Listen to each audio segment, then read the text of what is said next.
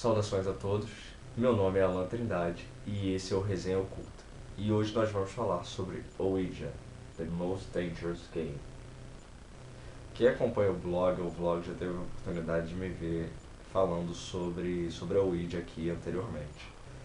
O primeiro livro que eu tratei do tema foi Aleister Crowley e o Tabuleiro Ouija do Edward Cornelius. Quem não viu ainda, vale a pena dar uma conferida. Mas esse livro aqui é um tanto quanto diferente. Ele trata especificamente da Ouija sem se utilizar de outros argumentos para falar sobre o tema. Ele tem 156 páginas e é subdividido em 5 capítulos. Foi publicado originalmente em 1985. No primeiro capítulo, o autor traz elementos históricos e argumentos científicos sobre o que seja a Ouija e como ela funcionaria. Obviamente, diferentemente do que a gente vê na magia, por exemplo, parece existir um interesse muito grande da ciência em tentar desvendar todos esses aspectos psíquicos, ou ditos psíquicos, e a Ouija está incluída nesse contexto. Ela é muito mais um instrumento ligado a aspectos espiritualistas ainda, do que magísticos, por assim dizer, quando a gente faz essa divisão, obviamente. Então, a ciência, por exemplo, que estudou toda essa explosão de sucesso que a Ouija teve, criou alguns termos e tentou, de alguma maneira, definir o que seria, na verdade, essas manifestações que ocorrem quando pessoas tentam evocar espíritos através da Ouija.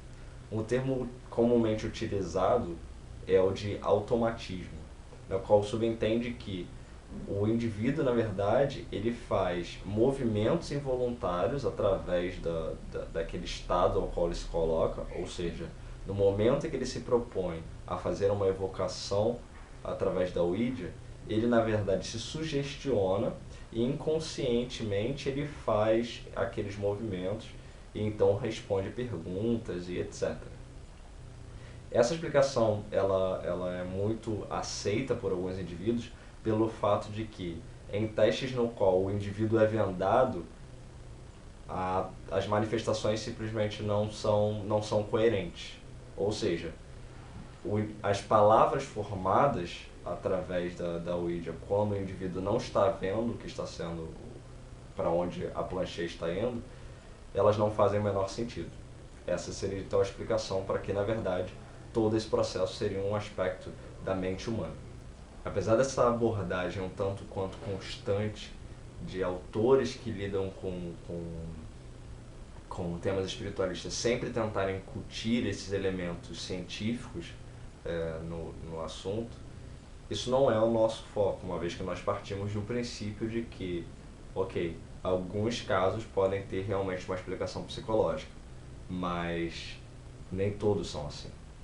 E uma mostra disso é a própria continuidade do livro, que o autor brilhantemente nos coloca, e justamente para que o livro seja de fato imparcial nessa abordagem, ele vai nos trazer exemplos que em certos momentos sustentam um argumento científico, mas que em outros colocam em pauta a credibilidade desses argumentos, ou seja, a veracidade.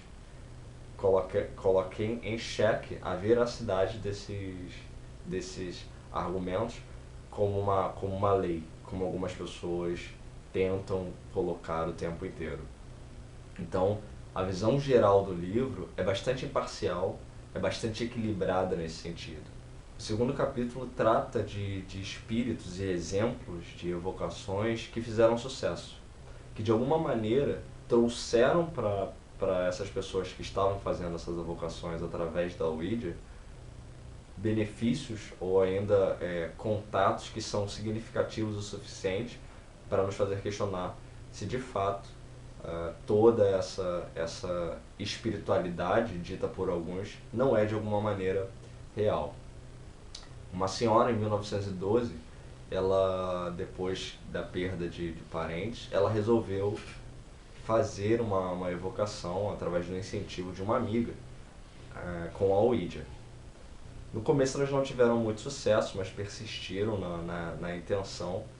E um ano depois, em 1913, eles tiveram contato com um espírito chamado Patience Worth. E esse espírito era o espírito de uma mulher que teria vivido na Inglaterra e que era um espírito escritor.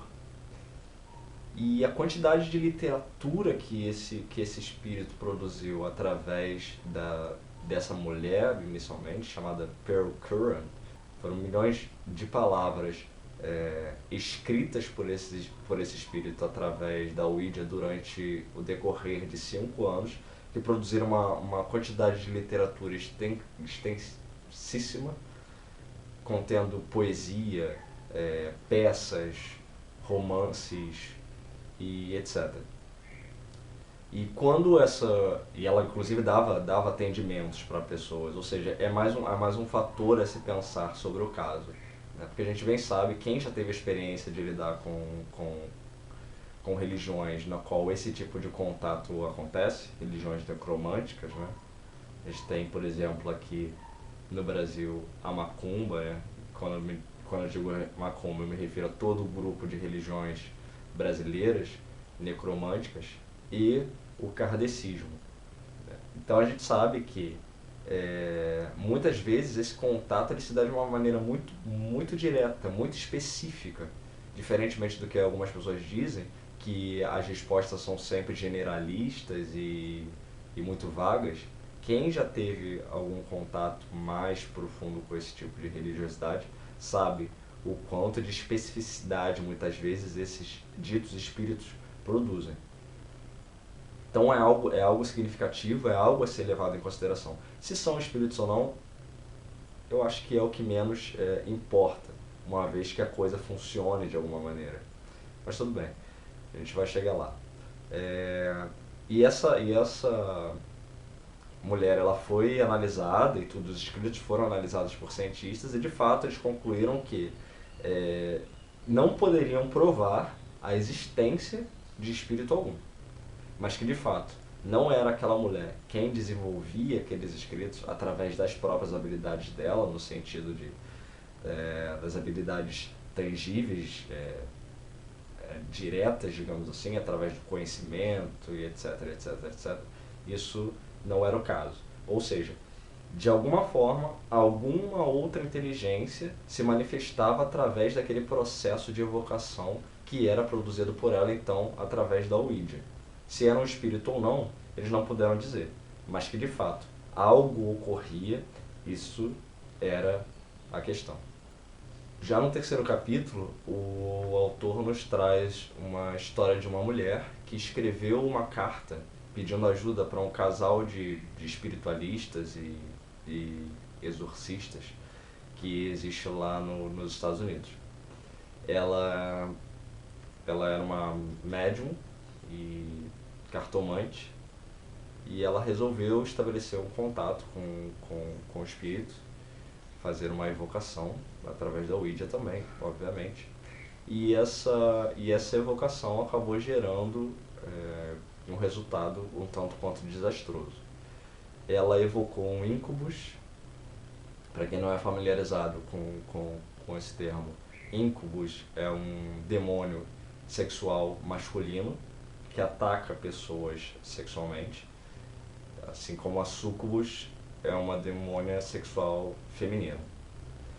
E esse incubus passou a visitar ela frequentemente e a estuprá-la. E ela adquiriu uma série de problemas através disso, infecções vaginais, e inclusive ele sodomizava ela. E segundo o relato, ela inclusive esse espírito inclusive ele disfarçava muitas vezes a sua voz e manifestação para que ela se convencesse de que ele não era ele. Então esse é um exemplo do aspecto negativo, né, de uma evocação.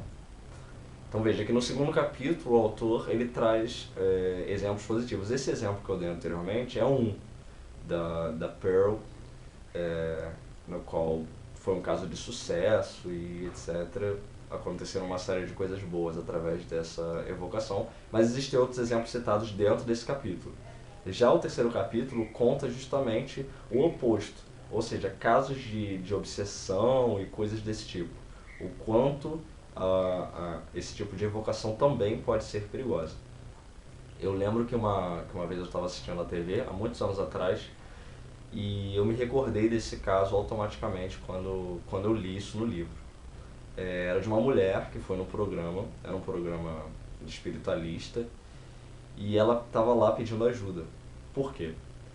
Porque ela não tinha mais relações com o marido dela, era um casamento de fachada, como é dito popularmente. Porém, o marido dela incorporava uma entidade na qual tinha relações com ela. Ou seja, no momento em que o marido era o marido, pura e simplesmente, nada acontecia. Entretanto, quando ele incorporava essa entidade, então eles conseguiam, a entidade, através do corpo do marido e essa mulher, conseguiam ter uma relação sexual. O fato foi que a mulher passou a se apaixonar por aquele ser e estava ligada energeticamente, sexualmente àquela criatura. O que aconteceu foi que, com o passar do tempo, esse ser passou a se manifestar fisicamente para ela, ou seja, no sentido visível da coisa. E eles passaram a ter relações sexuais sem a presença do marido. Então, esse é um caso bastante semelhante ao caso citado dessa mulher na carta, né? E esse caso foi recente aqui no Brasil. Já esse outro caso citado na carta, que está contido no livro, já é um pouco mais antigo. Mas a gente vê o paralelo entre as histórias, e os casos de íncubos e súcubos, eles não são tão incomuns assim, né? Dentro da própria igreja católica existem relatos de pessoas que foram, né, bastante tentadas pelo demônio durante muitos anos em função dessa questão sexual. Dentro ainda desse capítulo, o autor traz a opinião de religiosos sobre o uso ou não uso da Ouija. Ele traz algumas citações de livros religiosos, se existe um embasamento dentro de determinadas religiões para que esse tipo de prática seja efetuada ou não. Ele pegou indivíduos e exemplos de algumas das principais religiões do mundo para citar, né? Então nós temos lá cristãos, judeus e a nível pagão, a Wicca, por exemplo, e a nível espiritualista, o kardecismo, né? Obviamente que essas religiões abraâmicas, elas não sustentam esse tipo de prática, elas são veementemente contra, né? O caso do cristianismo e do judaísmo. O kardecismo, ele já é uma religião baseada na necromancia, então existem alguns comentários, algumas indicações, né, sobre o uso dessa evocação, mas ainda assim é isso que eles praticam basicamente, né, evocação de espíritos, para que haja esse contato entre o espiritual e o material, e aconselhamento, etc. O indivíduo entrevistado como representante da Wicca também não é a favor, né, do uso da Ouija. Ele termina ainda citando Houdini, né, que foi um dos maiores mágicos que o mundo já teve, que ficou bastante interessado nesse tema da Ouija em função do falecimento da mãe dele. Ele ficou muito abalado com isso e ele resolveu que ele queria estabelecer um contato com a mãe dele. Mas obviamente ele era um prestidigitador, ele era um mágico, né? Então ele conhecia muito bem todo esse universo de truques e habilidades com aquilo, com o ilusionismo, né? Então sabia muito bem lidar com aspectos ilusórios, se fossem eles materiais, através de truques com as mãos, ou truques mentais, etc. E, então ele traz também a opinião de Houdini e cita esse livro aqui, que é A Magician Among the Spirits, que é onde o Houdini faz toda essa explanação sobre as pesquisas dele dentro do campo do espiritualismo e inclusive cita especificamente o uso da Ouija. Esse livro ainda vai ser resenhado por mim em breve, mas basicamente esse livro ele é um dos motivos para o cisar da amizade entre o Houdini e o Arthur Conan Doyle, que foi o escritor de Sherlock Holmes, que era um membro inclusive da Golden Dawn. Então a gente começa a ver aí todos esses paralelos, essas ligações dessas pessoas e esse intercruzamento entre magia e espiritualidade, que muitas pessoas confundem achando que é a mesma coisa, mas na verdade tem as suas nuances de diferença que muitas vezes são bem gritantes em alguns aspectos. O quarto capítulo trata da relação dos psicólogos e das explicações da psicologia sobre a Ouija. Em 1970, surgiu uma sociedade chamada Toronto Society of Psychoresearch, no qual eles desenvolveram um experimento chamado The Philip Experiment, que consistia em criar uma história de um indivíduo que teria supostamente vivido há muitos anos atrás, há centenas de anos atrás, e a intenção era que, se através dessa história criada, ainda assim seria possível experienciar algum tipo de evocação com a Ouija. Ou seja, cortando em miúdos, a ideia era criar uma história. Então foi criada a história de um indivíduo chamado Philip, que teria vivido na Inglaterra no século XVI. E esse indivíduo teve um problema com a sua esposa, na qual era ferreamente contra as ideologias políticas dele, etc. Blá, blá, blá, e boicotava ele. Ele teve um caso com uma outra mulher, essa mulher foi morta e ele então em seguida se matou. Tudo isso foi invenção, todos estavam conscientes disso, todos colaboraram na criação dessa história, esse indivíduo nunca existiu. Mas a intenção era que todos se convencessem conscientemente dessa história, ou seja, que decorassem, que conhecessem cada elemento dessa história, para que tentassem então uma evocação desse indivíduo criado, do Philip.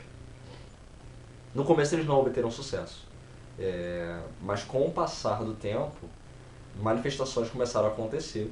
Quanto mais esses indivíduos se aprofundavam nesse experimento, mais contato eles mantinham com essa história, mais próximos de efeitos eles ficaram, até o ponto de observarem efeitos físicos mesmo. Então, batidas e coisas desse tipo que são bastante comuns quando a gente vê exemplos de evocações desse tipo. A coisa chegou a tal ponto que um dos exemplos citados é que eles pediam para que o Philip, né, produzisse sons em objetos específicos. Então, por exemplo, tinha lá um prato de metal, etc. E eles pediram que o Philip produzisse esses efeitos nesse prato, esses sons, né, esses batidos. E isso ocorreu. Então, é uma questão curiosa, né? Em termos psíquicos, pode ser o que provavelmente será dito é que esses efeitos eram produzidos pelas mentes dos indivíduos, etc., através de todo aquele contexto ali. Em termos mágicos, a gente pode inclusive argumentar que fosse criada uma egrégora, e que essa egrégora, através de toda aquela evocação constante, adquiriu personalidade e então se manifestava através da vontade daqueles magistas, né, entre aspas, ou seja, daqueles indivíduos que estavam ali evocando, manipulando aquela energia e ordenando que ela produzisse sons e coisas desse tipo, né. Então, obviamente, cada ramo nesse caso vai ter uma explicação própria. E a gente, no final, acaba não saindo do lugar, né, porque a ciência vai dizer que isso são manifestações psicológicas ou mentais e etc. Os espiritualistas vão dizer que são espíritos e os magistas vão dizer que pode sim ser uma manifestação mental, pode ainda ser um espírito ou pode ainda ser é, um elementar, né? Uma forma criada, uma egrégora ou coisa desse tipo. Ou seja, é realmente muito complicado chegar a uma conclusão sobre o que de fato seja. Mas o que mais importante é que o efeito ocorreu. O resto fica para quem tem interesse em se aprofundar na pesquisa, tentar definir o que sejam esses efeitos. No último capítulo, o autor finalmente nos traz então a questão prática, né? Mas não é nada que diferencie daquilo que a maioria das pessoas já sabe. Então, basicamente, o que é necessário para fazer uma evocação é alguns pedaços de papel ou um tabuleiro vendido em algumas casas em algumas lojas para crianças, inclusive. É, uma, uma, uma planchê ou um copo, dependendo do que você for usar, né? E uma evocação. Basicamente é isso. A Ouija ela não exige muita ritualística, muita complexidade ritualística. Não que não possa ser feito, né? Mas não é esse a necessidade, não há uma necessidade, pelo que nós temos observado, desse tipo de complexidade dentro do contexto da Ouija. E inclusive as próprias evocações dos kardecistas, por exemplo, que muitas vezes ficam parados, apenas concentrados em estabelecer contato com o espírito, e aquilo ali se manifesta. O livro, certamente, né, é recomendado para todos aqueles que têm interesse em pesquisar sobre o assunto, ter uma visão mais profunda, mais científica em termos gerais, né, sobre a Ouija. É um livro fascinante.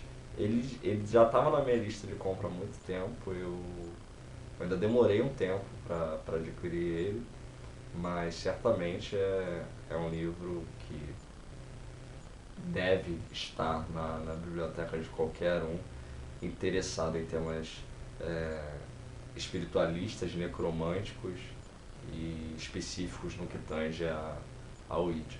Certamente recomendado e fica aí a minha dica.